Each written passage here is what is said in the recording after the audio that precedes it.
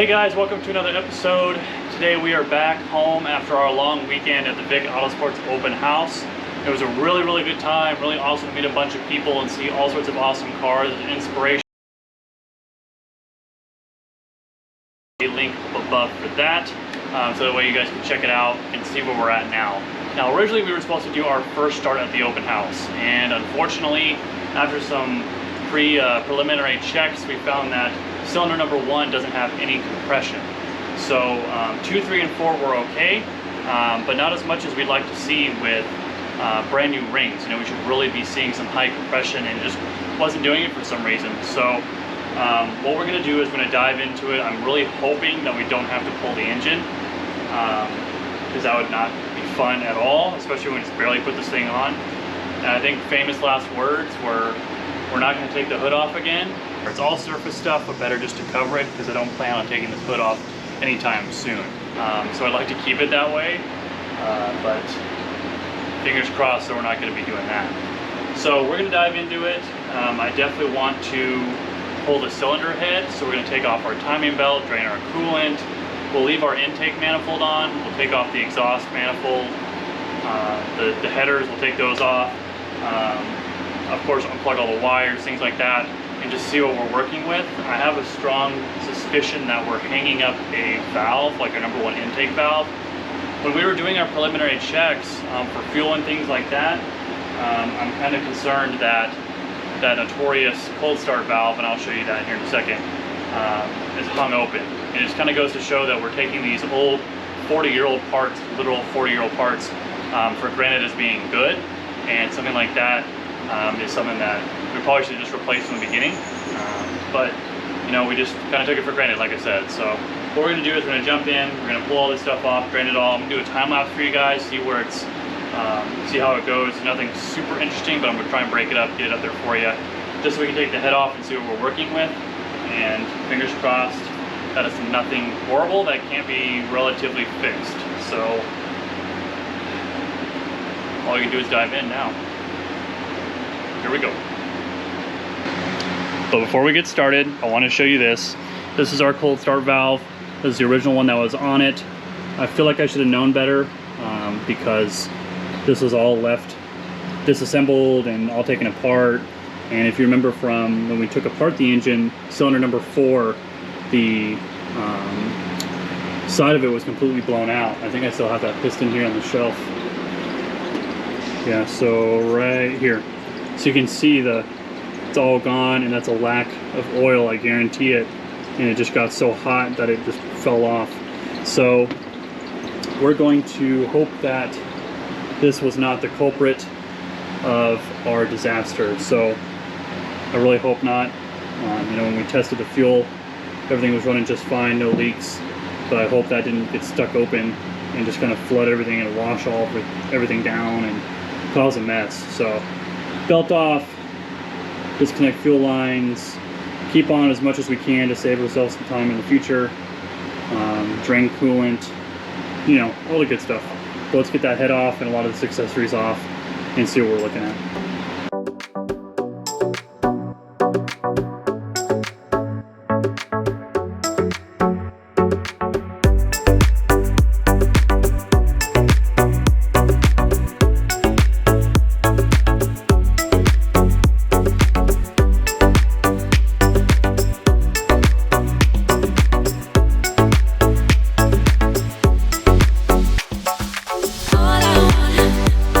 All I want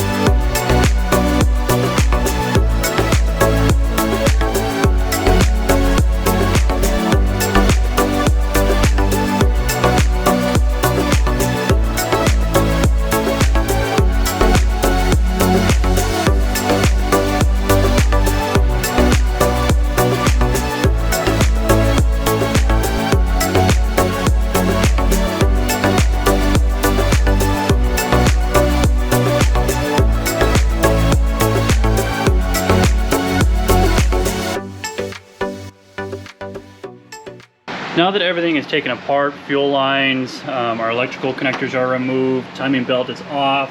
We made sure we're at TDC before we remove it. And we'll make sure all those marks are relined up. Water pump is off. Headers are removed. It's a good thing we saw all this because it looks like we had a slow leak of coolant from our temperature sensors there. So we'll need to adjust that.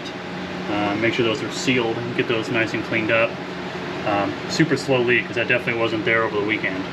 So head bolts are loose. We took them off in the zigzag pattern like they would normally go back on so we don't warp the head. Everything is taken off. I think we are good to go to pull this head off. I hope we don't find anything bad, but we're gonna find out. So let's get this thing off. We're gonna set it down here on the carpet. That way we don't scuff anything up, and see what we're working with. So cross your fingers.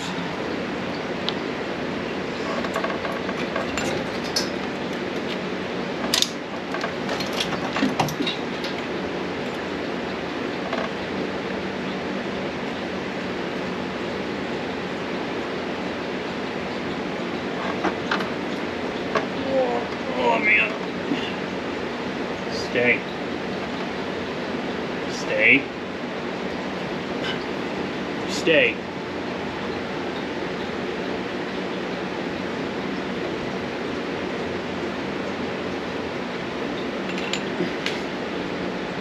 We've got our cylinder head turned over here, and it looks pretty good. Just material left over from our head gasket that we got taken off here, which we're going to replace. I have another one. But I was cycling through these. I turned an intake and exhaust, an intake and exhaust, one at a time. That way we don't have any valves tapping or anything like that. And what I've noticed is I'm working here on number one. So this is our intake opening up. But what I noticed is when I closed it, I want you to watch it and see if you can see it. Maybe if I do it a little faster. One more time. So I don't know if it picks up well on camera, but in person you can see it where this side of the valve closes before this side. So I don't know if this side is making a clean connection or not, if it's really closing all the way. It does seem like there's a pretty good lip here, but it's really tight here. So what I think happened is in the past, when I got this car, the head was not on the block. And so what I think happened is someone set it on the valves and it bent the valve. And so it's kind of left it hung open. And so you can see these valves look pretty, these cylinders look pretty clean compared to these. So it makes me think that when we did our fuel test and turned on the fuel pump, we were getting so much fuel sucked in through our cold start cold air intake valve. So our, you know what I'm saying, the blue thing, the cold, you put fuel in it, it spurts it in there. Anyway, it probably got stuck open. So with that happening, number one cylinder being the closest, it kept getting sucked in, and number two right behind it kept getting sucked in and sucked in and sucked in. And so it was washing these cylinders. So the next thing we need to look at is our cylinder. So if we go over here to number one, this is the exhaust side. And we can see all the nice machining, the cross hatching, but I don't know how well the camera is going to pick that up. But I want you to look for some vertical striations, vertical marks. And you can see all along here there are some vertical marks. So what that tells me is that there's so much fuel that it kept getting it got by the rings, washing out the oil. So I guarantee if I pull out this dipstick, it's going to smell like gas. And so it makes me worry about the bearings that are underneath, those brand new bearings. So I think we might, just might, be able to get away with some cylinder head bolts and our cherry picker to pick this up just a little bit, loosen our transmission mounts, and see if we can get the oil pan off, drain the oil, get the oil pan off, and replace rings and do it with the block in the engine. Wow. With the engine in the car. And so if we can do that, then we can avoid pulling it. But we're almost to the point where we've got just the two are there, the two are accessible on the bottom, and we can pull the whole thing out. So I don't know, I'm kind of torn between taking the whole thing out and having it on the stand and doing it on the stand, or seeing if we can do it with it in the car. I'd rather not put the engine back in to avoid that, but I think that's what we're going to have to do. Let's look at the other side. So we do see some good cross hatching, but I don't know if you're going to be able to see some of those vertical lines there. Those are the rings dragging on that with no lubrication. A ball hone will definitely take care of that. You see on cylinder 4 we don't have that issue, so I think a ball hone will definitely clean that up, no problem. So we could have gotten lucky, just replace bearings. We'll just replace those 4 valves in the head. We'll just replace the 4 intake valves, get them all nice and new. And I think that's really what happened, is someone just set this down and it bent the head, the head of the valve, and it's passed. So we've got it out. We'll clean it all up. We'll start disassembly on this. We'll take a look at the valve guides on the inside to see if there's scoring in there, because if there's that much gas getting by that and washing all this out, then we could have washed away the lubrication in those valve guides. So we'll pull these out. This is just going to have to all come apart, take the intake off. Luckily it's already out, so it's a lot easier to do, but we're just going to have to take these out and see what it looks like and see if we can find any scoring. If we do find scoring in there, we're going to have to replace the valve guides, and that means machine shop. So I hope we don't find that, but if we do, we're kind of already bracing ourselves for that. So let's start taking some of the stuff off, get the valve covers off, take the intake off, all that good stuff. That way we can get down to the bare bones of this. So we've got it here on the bench, and I know we were just talking about it being set like this and bending the valves, but I've got layers and layers of towels under here, so we should have those protected. We're going to start stripping this down to get to the valves, so we can take a look at the valve guides. We're just going to be tearing down everything we've done not too long ago.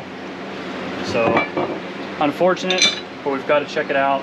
We can't run with bent valves, so we're just going to start stripping it down, cleaning out everything, opening all these up, cleaning it, taking another look at it, see if we find any anything crazy. I really hope we don't have any scoring on there, because I really don't want to go to a machine shop. So we'll start stripping it down for you, and we'll find out when we get it disassembled. The head is torn down on the intake side. We're going to leave the exhaust alone for right now. But all the way down to the springs, we took our valve out with our spring compressor, and I think I know why we have a problem. So looks straight there. If you turn it, yeah, that's not straight. So if we rolled it on the table,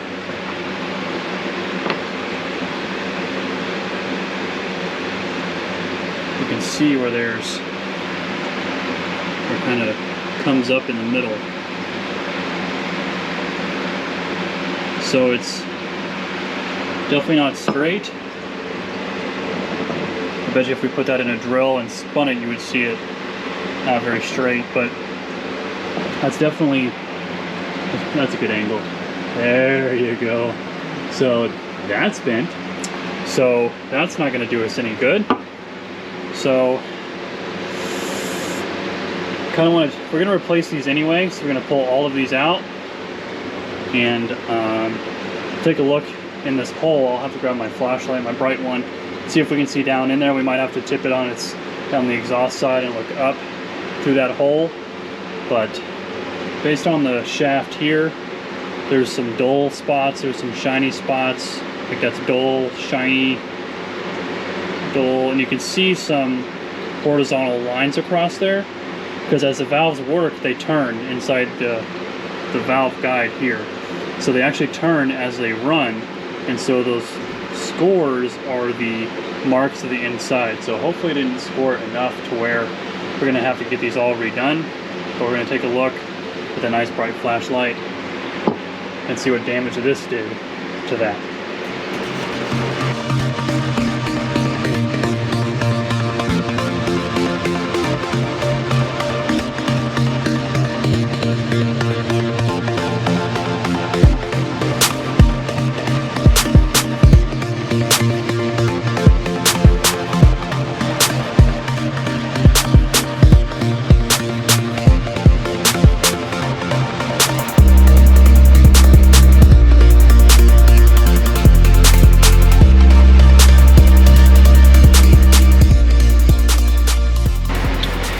all of our valves are out, and we can see that they have some dark marks around them. Some have the polish marks, some have dark marks on them. I don't know if that's from my finger or we actually had a little bit of combustion during our testing, but there's like dark spots on it and then clean spots. So this definitely confirms that this one was bent, being open like that. This one, I definitely think it's also, yeah, a little bit maybe. But when we look at the seal, you can see there's dark here, and then polish, and then dark. Because we did lap these valves before we put them in, so we're getting a little bit on there also. Polish all the way around, good seal. Some dark spots, but I don't know if that's my finger or what, but see, like that does look like smudges. But I don't think these are all bent. I think, you know, but we're gonna replace them all anyway. With new valves, don't want to risk it. And what I'm taking is my flashlight here. I'm going to shine through the bottom, and I'm going to look at the walls. I don't know how well it's going to really show up on the camera, but I'm going to be looking for scoring in each of these valve guides here. So just going to be going through, looking through these, making sure we don't have any big scratches, gouges, things like that. And hopefully we're in the clear for this, because if we're really torn up in here inside of these is when we're gonna have to re-sleeve them and send it out to the machine shop to get these pressed and everything. And it's gonna put us behind, but you know, we're so close. But let's take a look. We're gonna take our time, really get some look in there, and see what we're working with. Hopefully, fingers crossed, we're in the clear. Better note is these all look really good, so that's a start. It's a good thing we got all new gaskets too, because these came apart pretty quick on us. So we'll be replacing that with all of our new kit, all this stuff. So look at this oil, it's thin. Oh, it definitely smells like gas. Yeah, so when I touch this oil that's still in here, here, you tell me. Yeah, you smell it too, right? The gas, yeah. That's pretty strong gas. And there's no way there's remnants left over up here from the fuel line, but it's obviously not even attached. So we've got gas up here, and it's really dark for being super fresh oil. It's really, I mean, look at how that doesn't have a whole lot of viscosity to it. It's watery. Yeah, that's definitely gas. I mean, look at that. We shouldn't be able to do that.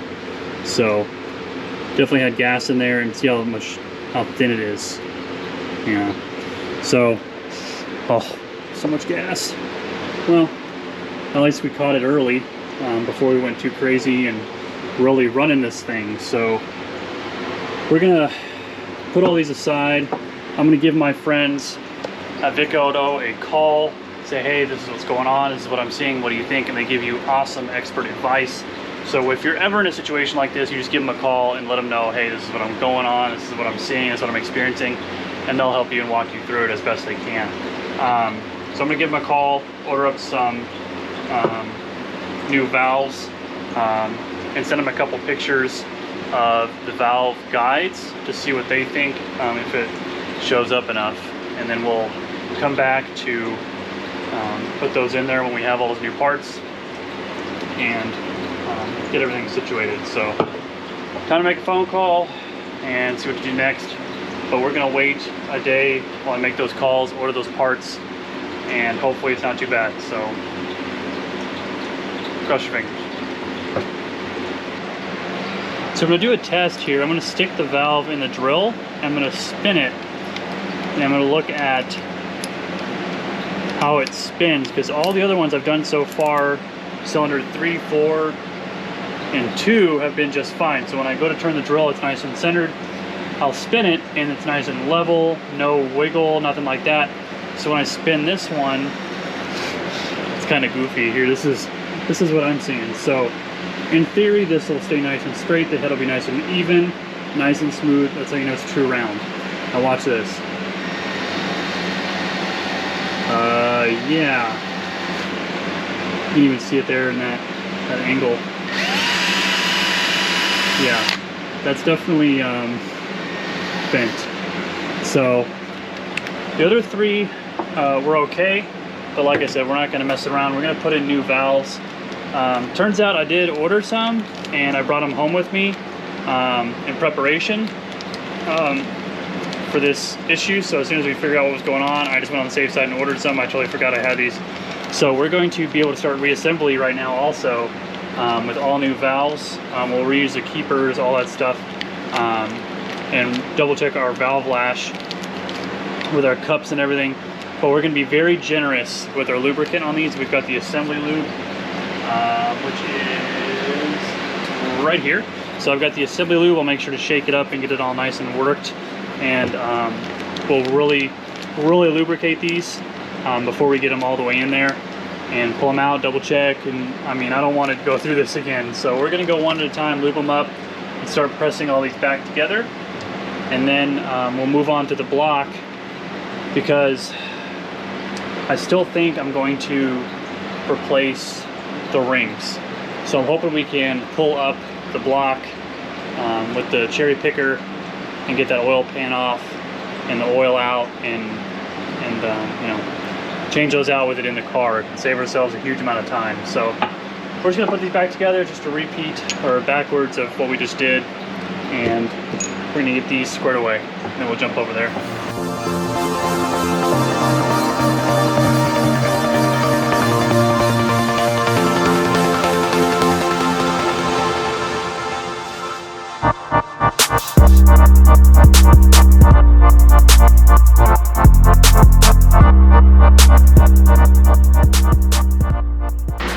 Alright, so I've got some of the work lights off. You may have seen me messing with the flashlight and looking at the valves. So what I'm doing is taking my flashlight and shining it down the intake here, and I'm looking at the valve to see if I see any light around the edge where the seal of the valve is. And I move the light around, and there's no light coming through. That means we have a nice airtight seal. Because if you can see light, then you don't have a seal, and you're going to lose compression that way. So we can go all the way down. Like we can look at like number 4, for example, right? So we don't see any light, and that's what I've been looking for. Make sure we're nice and airtight, and we don't have any gaps in any of these valves. So now these are all lapped. So I use a metal grinding compound, and I lapped all the valves just like when we initially started. That way we mate these new valves that are just a generic 45-degree cut to what's already existing in the head. We cut them all into their respective seat. So they're all seating. You don't see any air gap, you don't see the light coming through those valves. So it's just an easy way to make sure you know that you're airtight. Another way to do it is to take off the exhaust cam tower. You can actually flip this upside down so all the valves are closed, and put gasoline or diesel or something like that in these cylinders, and if they hold the liquid, that means you know you're nice and tight. After a while you come back and it's still full, you know those are tight. But this one just works for me, nice airtight, make sure I don't have any leaks. That way we know we're all seated and our grinding compound worked for us. So we're going to start rebuilding this cam tower, nice new gaskets, stuff like that, to get this put back together, and then we can finally take a look at that block and see what's on the other side of this. Hey guys, it is day 2. So yesterday we took care of our cylinder head, put in those new valves, lapped those valves, all that good stuff. We're gonna start looking into the block today. That cylinder head took a lot of time yesterday. We also checked our valve clearance, things like that, and we're all good there. So we're gonna move on to the block today, take a look at that, make sure everything's cleaned up, looks good, wiped down. We're gonna do our best to see if we can get some of those head bolts in there with a chain and see if we can pull up slightly on the engine. So we can take the oil pan off after we drain that oil and switch out those bearings, and maybe pull out those pistons as well and re-ring them. I really don't want to pull this engine, take the hood off, do all that mess. It may end up taking longer trying to rig it up, trying to take it up and save time, but it really costs more time. I don't know. We're just going to go for it. We're going to start with that and see where it ends up. If it ends up being such a huge hassle, then we'll pull it. You know, so be it. So let's quit talking. Let's jump into it and get started. The oil is drained and it is dark. matches my drain pan, and it's really liquidy. Doesn't have much of that viscosity left in it. So a lot of gas got by into this pan, so I'm glad we're pulling it.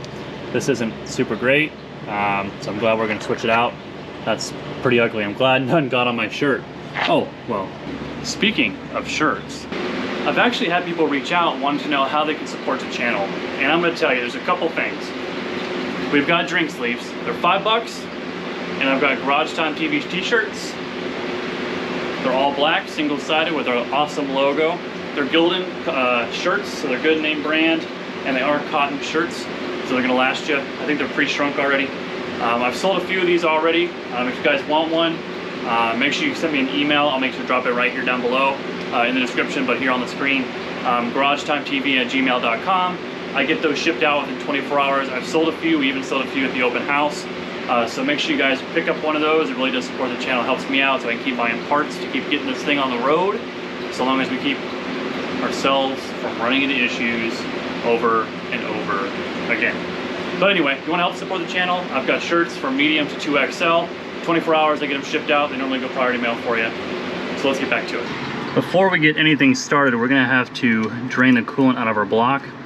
This is on our exhaust side. It's a 13 millimeter. We're just gonna drain out the exhaust drain the exhaust. Can you imagine what that would be like? Anyway, we're gonna be draining the coolant out of the block. And while that drains, we're going to loosen the motor mounts on the top side, loosen the transmission mounts, all that good stuff.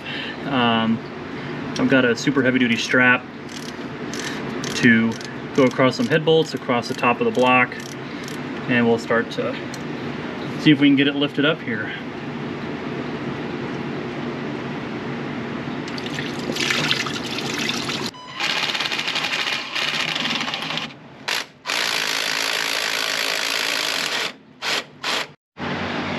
We've got our strap in here. We've got one end with a claw, and we were able to knot the other side with the washers. These are going to be run all the way in as far as I can get them.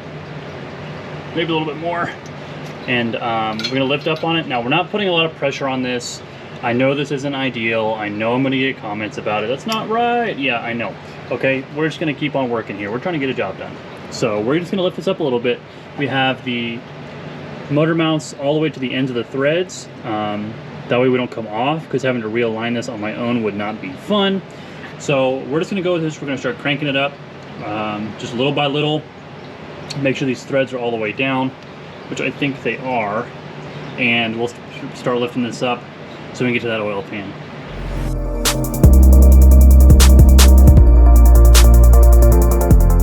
We were able to take off the nuts for the motor mounts just completely and get it a little higher.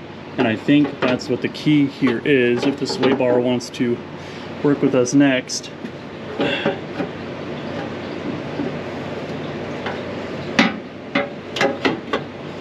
Oh, we're so close.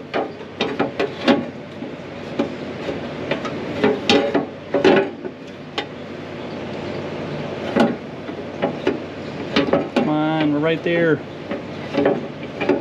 So I think we're going to have to drop the sway bar nuts down all the way probably to the ends of those threads to get this to come down, and we might have enough clearance to make it. I'm just doing everything I can to not pull this engine, because that's not going to be fun. The other thing we got to worry about is our oil pickup is right here in the front. That's why it's the deeper part of the oil pan. So we're just going to keep on chasing this. See if we can get lucky some way or another. Well, that was the key right there, was dropping one side of the sway bar. I dropped off the one that goes in the control arm down there, the sway bar bushings, and we have our prize. And you can see how liquidy this is. I mean, waving at myself, but you can see how runny that is. No good. But one sign is we don't see a lot of shine. We don't see a lot of like glitter. There's a little bit of remnants of oil in there. You can kind of see it running. But yeah, that not looking so hot. But we do have our bottom end exposed, so we can start cracking some of those and replacing some bearings. We've got our first cap out. I'm gonna grab a towel. So we've got out, this is our cap for our number 2 cylinder. This is on the bottom that rides on the crankshaft. It's got oil in it, well, oil and gas mix. And we're gonna take a look at it because I have a feeling that these are actually gonna be pretty good. I don't know, maybe not. They don't look awful. A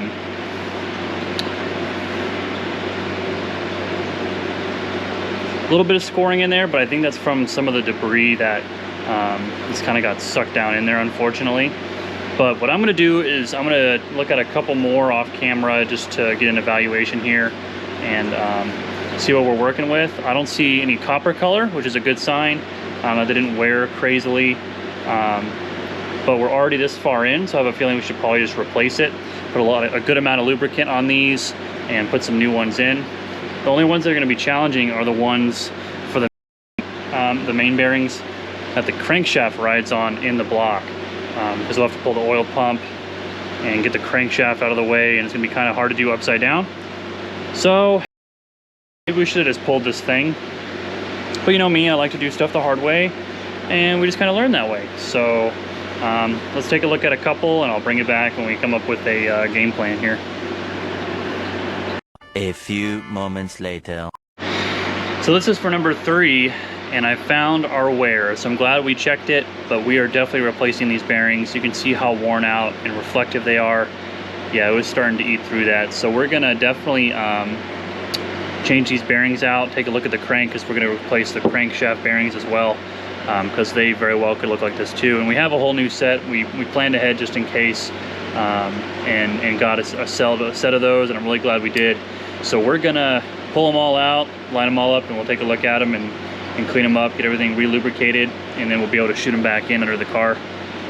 I definitely wish I would have pulled this engine, but you know, too late now, here we are. All right, I'm tired of laying around on my back, and I'm tired of crawling around and making a mess. So we are at the point where we can actually access the 19mm bolts that hold the engine to the transmission. I've got this lowered some, tension off the strap here. We're just gonna pull it. I'll move the bolts down to the middle or full length and retie something, figure it out. But we're gonna get this out of here. I'm tired of crawling underneath. We're fighting the cross member, sway bar. We're doing too much. So we're gonna yank it straight up. Maybe we can get away without taking the hood off, come up, swing it out and around onto a stand, and then we'll be able to knock it out in like 2 seconds. So we're just gonna do it. I can get my wrench there. You can see my 19mm wrench attaches just fine. So I'm gonna be able to do it by hand here and get these out and get it on a stand, and it'll be way better, and it'll be way more secure and not so sketchy.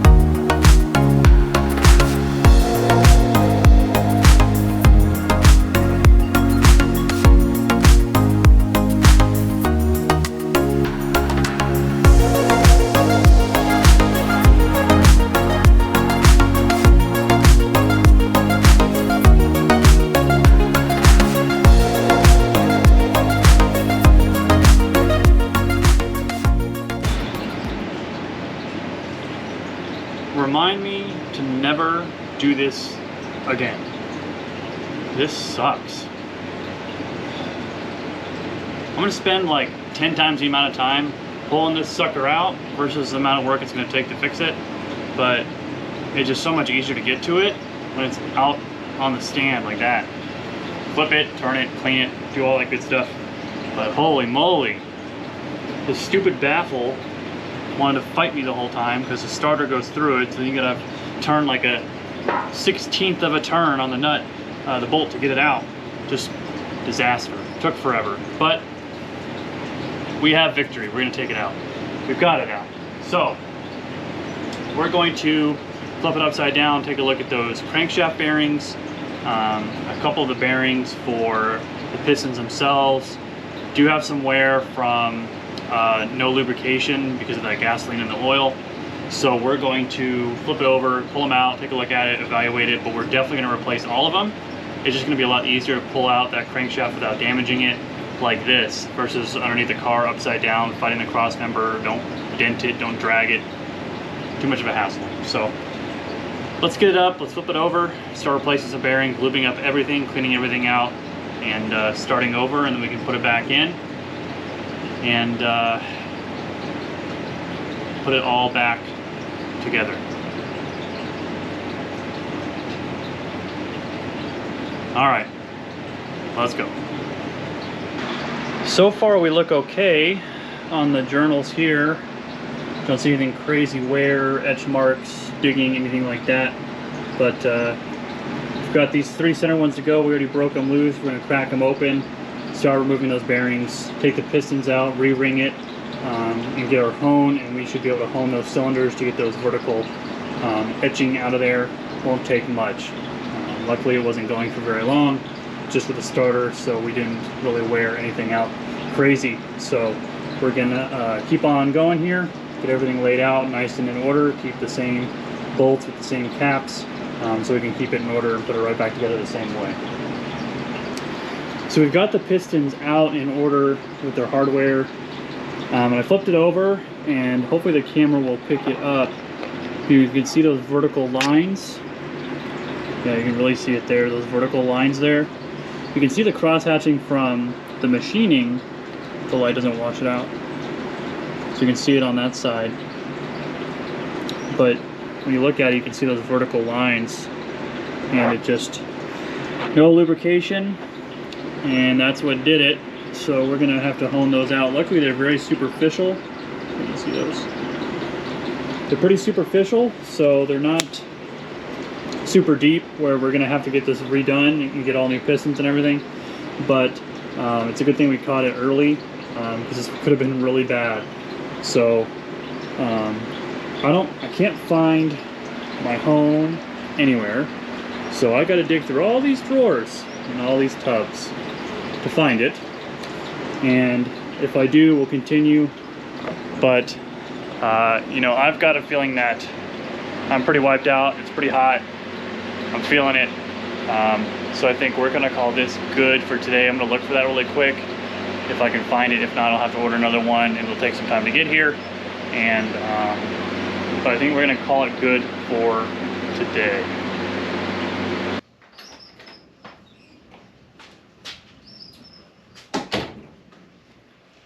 Well, it's day 3. We've got our engine on the stand, head is still on the bench, all ready to go back on this, on the block whenever we get there. I'm hoping to get it all reassembled today. I think I'm definitely going to drop the engine into the car and then put the head back on it while it's in the car. It'll be way easier to deal with. Change a couple seals on a couple things, make sure we have all those new gaskets put on the car, ready to go. We're going to hone out the cylinders, make sure those are all good to go, put new rings on our pistons. We're going to try and get it reinstalled today too, put that clutch back on, all that good stuff. We had a good lunch, went to the old Chick-fil-A and picked up some lunch. So we are good to go for today, and it's still hot. So fan's gonna be on. I'm gonna turn some lights on and do a little bit of time warp stuff for you. I've done videos in the past with rings and honing and stuff like that. I'll put a link up here to some of that stuff up on top for you to look at that as a reference, or down in the description down below. And we can jump into it, because I really want to get this back in the car today, and maybe even get the head bolted on and stuff reassembled by the end of this video. That's where it's going to be, and I hope that's today for my sanity's sake. So no time like the present. We've got those cylinders honed out. I'll put the light down here and you can hopefully see that those vertical lines are practically gone. Now there might be a faint ghost of them, but the rings will make up for that. It's not deep like it was. So especially on our intake side here, might be able to see there, all the lines are gone. So just a little bit of honing, we were able to get those cleaned up to where we can start reassembly, and we'll start getting the rings on the pistons. We'll take a little blade and we'll clean up the surface for a new head gasket, and we can start putting all of this back into this. We'll flip this over, put the bearings in it, all that good stuff. It's not super interesting, it's just take out and replace, take out, replace, take out, replace. So we're just gonna zip through it, and I'll bring it back when we're on the bottom end of this, putting the clutch on and probably getting ready to drop this thing back in there. I just want to get it all nice and cleaned up. Like I said, day 3, I'm trying to get into this, trying to get it back in the car so we can get ready for our first start, a real first start after all of this chaos.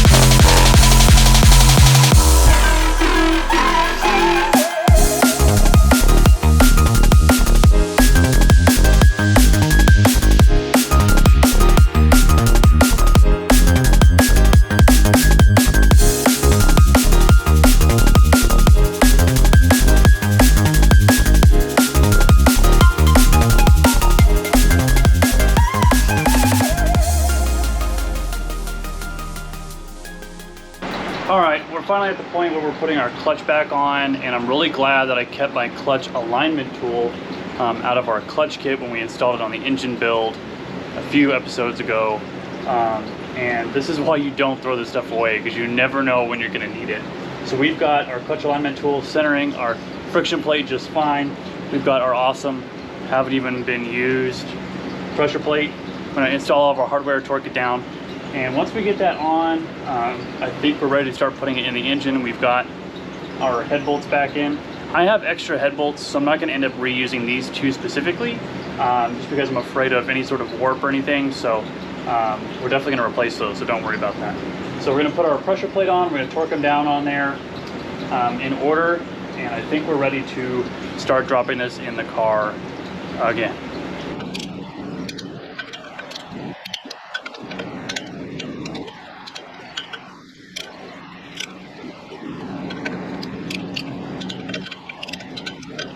All right, now that the clutch is on, we're ready to put the engine back in the car. This is going to be really up and down, kind of by myself here. So I'm not going to really like walk you through it per se. And I want this in the air as little as possible. I've got to get that baffle in there, starter still. I mean, it's going to be a lot, and I am not going into a day 4 for this thing. So we're going to get this back in there, because I'm not going to drag this into the next few days, because I am gassed. Tearing this thing down and putting it back in there is killing me. So we're going to get it put back in there, zip through this. I know a lot of this video is like time-lapsing and stuff, and I apologize for that, but we're really trying to get this back in there so we can continue with the project. This one hiccup is just really setting us back, so I'm trying to get through it so we can keep getting on to the exciting stuff and you know, get this thing started. So let's just get this thing in there, get it rehooked up, and knock it out. Hopefully we'll still have some daylight left.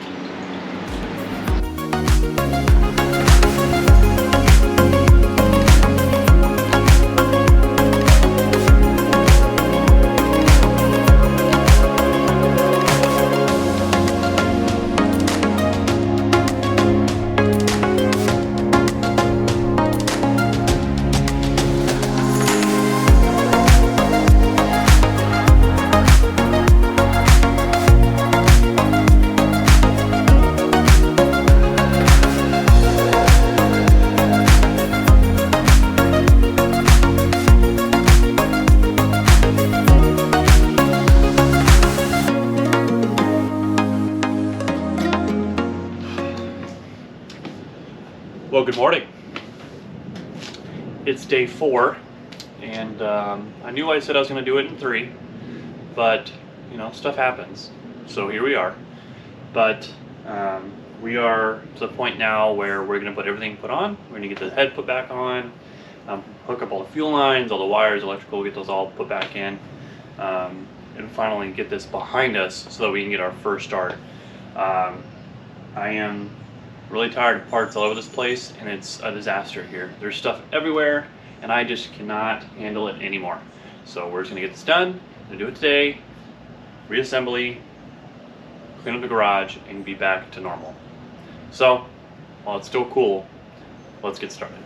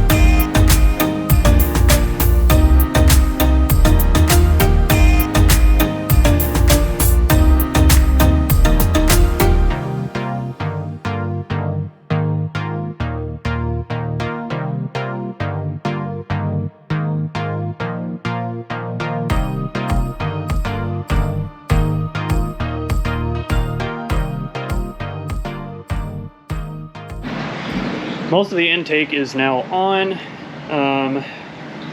What we're going to be doing is unplugging our cold start valve. Now this was our culprit for this whole mess to begin with, is this is probably getting stuck open. We could bench test it. This really just is like a glorified accelerator pump. It just gives you an extra shot of gas when it's cold to help you start the engine on the first turn of the key. You can get a replacement one of these. I'll put a link in the description for that. But as of right now, we're going to cap it. We're going to put something in the line. We're not going to plug it in. That way we don't have the same issue all over again. So we've got a lot of our fuel lines hooked up, our pressure regulators on. We did have to cut the wires for our temp sensor that goes to our water tee. There was a massive diode underneath a bunch of black tape, so we had to cut that off, and we're going to resolder those back together with some new heat shrink to really protect these wires, especially around the moving belt and stuff like that. So we're slowly getting there. We haven't moved to the exhaust side yet, but we've got new gaskets for that. All the hardware for that is over there. And we're starting to come back together, starting to look like a real engine again. And of course, the last thing will be like the radiator and the fan and all that. Well, we're all assembled. 4 super long days. The only thing we're missing is our coolant, cool air. Holy moly, can you tell I'm tired? Our cold air intake. And the other half of this that goes into it. But everything else is reconnected. Exhaust, we got that AC hose out of here. We haven't put in the radiator and the fan and all that yet. I want to get the timing belt on. All of our timing marks are lined up, so we don't have to worry about that. We'll get the timing belt on because we have to do that before we put the coolant tee on there. We've got to fix our temp sensor wires. We've got to solder in and heat shrink some new stuff onto that. But otherwise, we are pretty set. We've got everything put back on. Pressure regulator, our fuel lines are all hooked up. We don't have the alternator in. I want to wait to do that until we get the radiator in and see if we're going to run before I do all the work of putting it in there and tightening it back up and all that good stuff. Put our oil pressure dummy light sensor in here. But we've got everything reattached. It's been a long 4 days, but we are back to basically where we started. Alright guys, and that's going to be the end of this episode. I want to remind you we do have our drink sleeves available. They're $5 each, and then I've also got t-shirts with the logo on them. They're $15. You just got to send me an email at garagetimetv@gmail.com and we'll get you an order placed. They're $15 plus shipping. We send them out priority mail, that way you guys have good tracking on them and better chance of them getting to you. But I really do appreciate you guys watching. I know this video is going to be really long, I can already tell, and if you stuck it through all the way to the end here, I really do appreciate it. This has just been an absolute disaster, but we've made a lot of progress in 4 days, getting these all back together, back to where we started. And hopefully here in the next few days, we'll be able to get our first start, and that'll really be the cherry on top of all of our struggles for the past 4 days to make sure that it's actually done right and correctly. We did plug that cold start valve. That way we don't have any fuel coming through it. I put a nice big bolt, cut the head off of it, clamped it in the hose, so there's no chance of fuel getting through there until we get a replacement in the future. We've got to order that. I think our next video will be the first start. We'll do some valve clearance, checking for our valve clearances one more time before we fire it up. And I'll show you guys how to do that. And there's a special tool you can use. It's a little fork tool thing to show you guys how to do that. So anyway, I'm exhausted, I'm rambling. Thank you guys so much for watching. I really do appreciate it, especially if you made it all the way to the end here. So just make sure you like, comment, and subscribe. Subscribing really helps me out so I can continue to make content and keep these cars on the road. Again, thank you. And until next time, we'll see you.